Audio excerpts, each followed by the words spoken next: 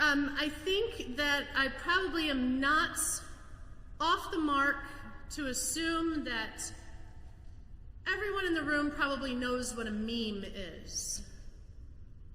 M-E-M-E. I'm not saying you understand them, but you might just know what a meme is. A meme is an image or a video that repeats the thoughts and feelings of a particular culture or a specific audience.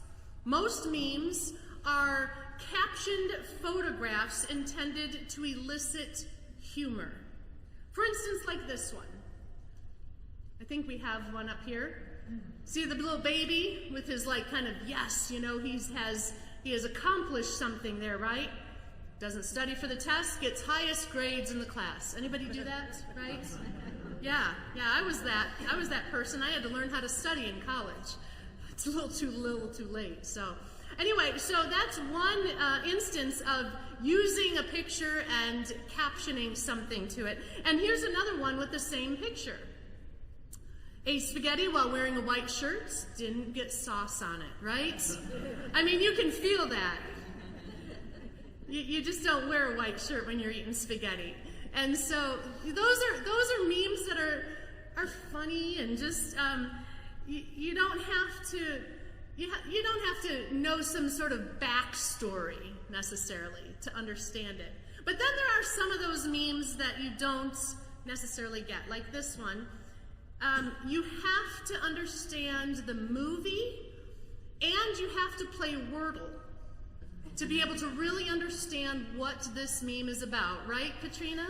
You get it, right? Because you've seen the movie, which is Say Anything, where the guy is making this grand romantic gesture, holding his 1980s boombox with the love song blaring out of it as out the window to serenade the girl he loves. And of course, nowadays, we just hold up our, we put out on Facebook, look how close I got, how fast I got Wordle today, if you know Wordle.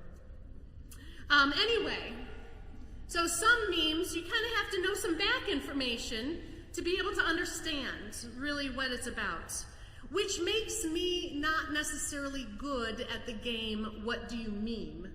I never seem to win at that game at all. Inevitably, my children, Mariah or Miriam, will send to our little family group text some sort of a meme, and inevitably, especially what Miriam thinks is funny, I will respond with, I don't get it.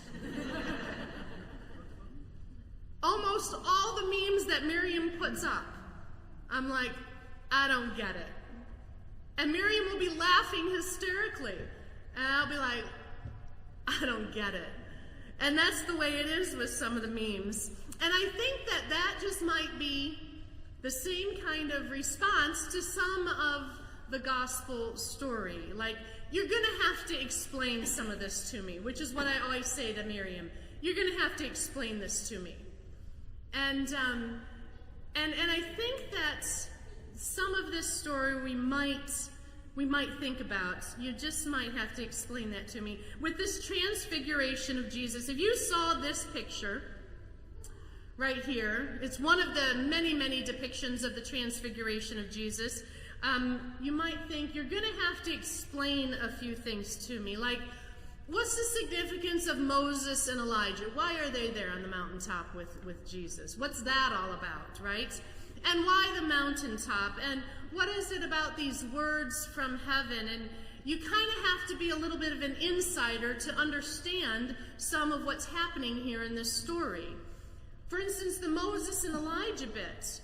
Well, Moses and Elijah were both powerful leaders of the Israelites in their day, but both were rejected by the people at different times. And both of them struggled with that. Both of them also, as the stories play out with both Moses and Elijah, that they did not die a physical death. They were taken into heaven. And so there is a connection there. Moses and Elijah and Jesus as leaders who aren't necessarily accepted by the people, and then who are taken into heaven. The mountaintop has always been the place of what's called theophany, where God shows up on a mountaintop. We sometimes use that to say having a mountaintop experience where you have this feeling of God closeness and insight, and maybe you're on a spiritual retreat or something like that, and you have this mountaintop experience, and you feel changed. So the mountaintop is important. It is the place of theophany. Moses went up on Mount Sinai, and that is where God spoke to Moses and gave the 10 Commandments for the people. Elijah also was on a mountain, and God says, cover yourself, I'm going to pass by.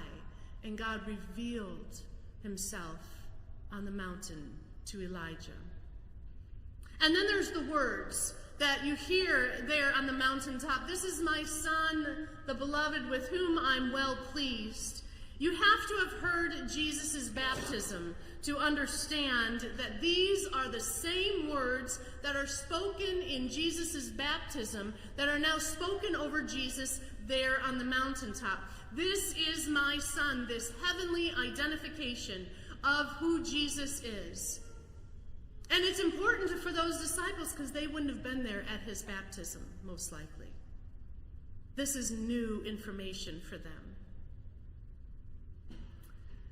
And I think that all of this, everything that happens on the mountaintop for Peter, James, and John is absolutely crucial, because at this point there's some things that are probably getting confusing for them.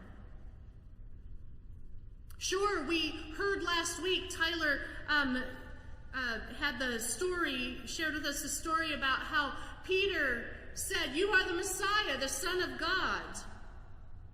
But what we don't have yet is a clear understanding, at least the disciples don't have a real clear understanding of what that means, of what a Messiah means. Last week, Tyler in his sermon gave us a great example of what Peter must have thought of when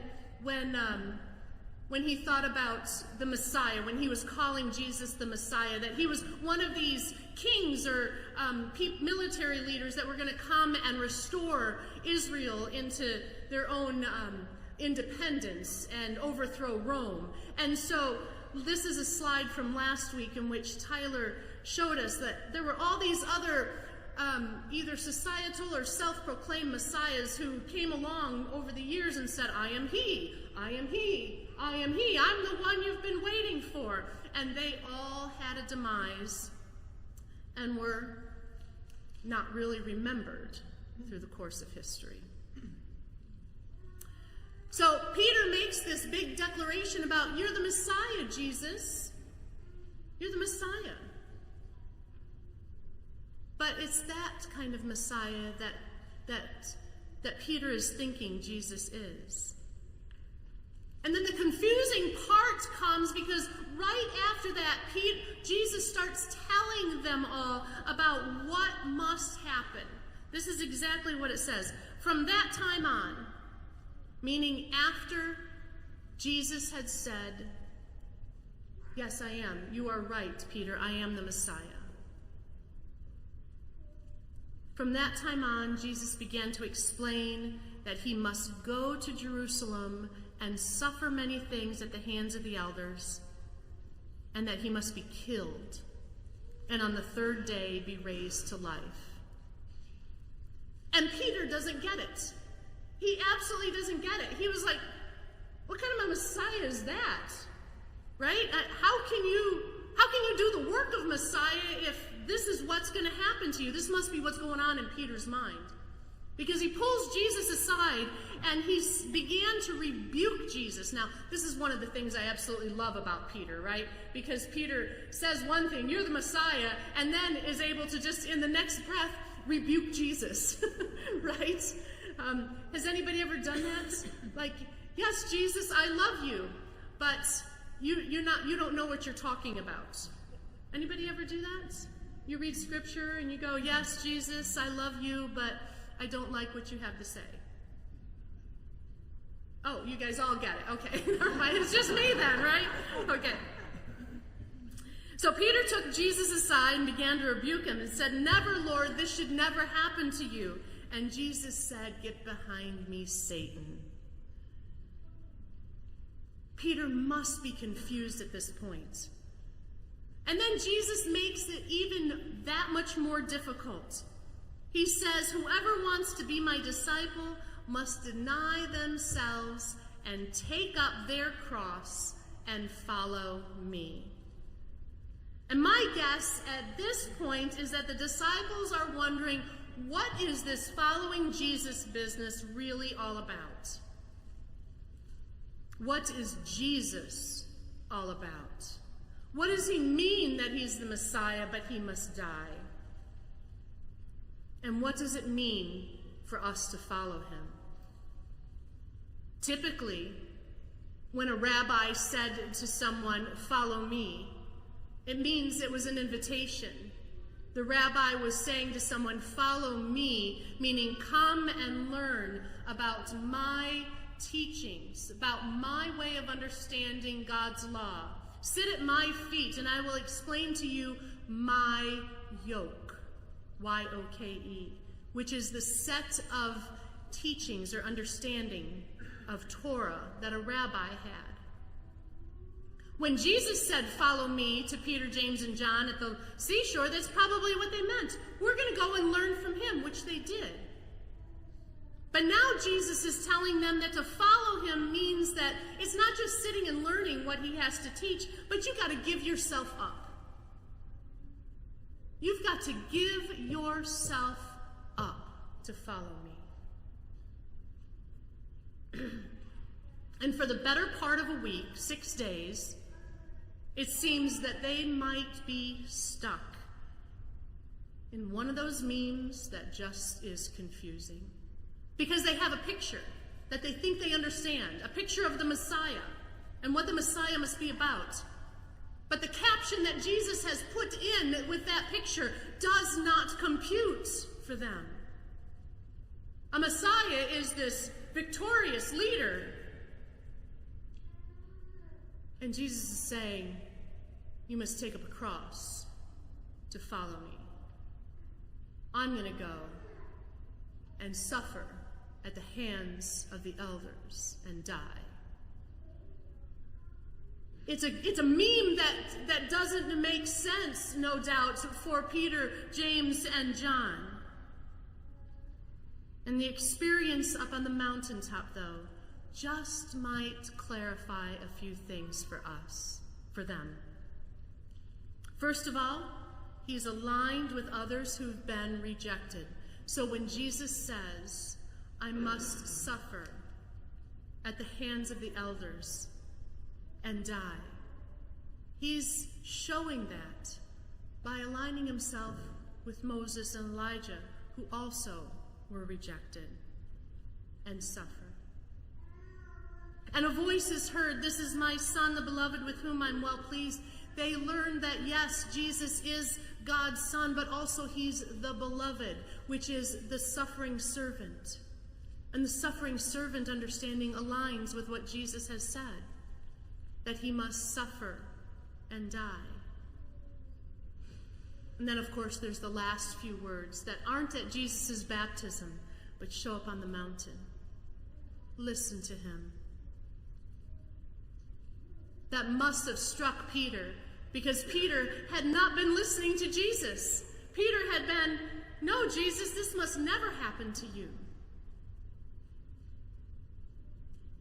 And the Transfiguration, that light-infused scene, reveals the divine nature of Jesus. But even more, it foreshadows the glory that is to come beyond the suffering and death. Translation for this meme of the Transfiguration: his death isn't the end.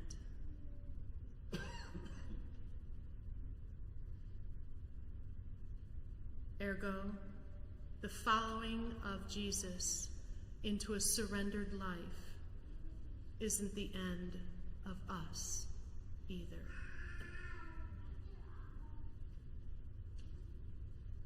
So imagine you followed Jesus up the mountain with some of your own questions, perhaps confusion about some of the things that he said, maybe some misunderstanding like Peter had.